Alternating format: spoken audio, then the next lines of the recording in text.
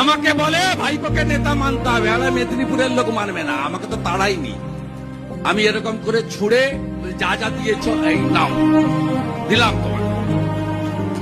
তোমার ভাইপোকে নেতা মানো। 11-র আগে ছিল, বলছে বাপ বেটা ছিল না। আরে বাপ বেটা ছিল বলে আপনি দিদি থেকে দিদিমা হয়ে যেতেন, মুখ্যমন্ত্রী হয়েছে।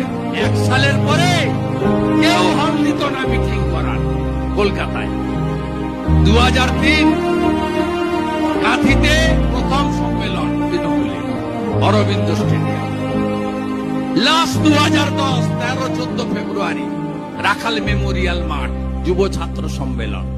কেউ জায়গা দিত না। কি ভাষা দেখুন। বলছে আমার বই থেকে নাম কেটে দেবো, তোর সার্টিফিকেটের জন্য আমি অপেক্ষা করে বসে আছি। হারিয়েছি প্রাক্তন করব।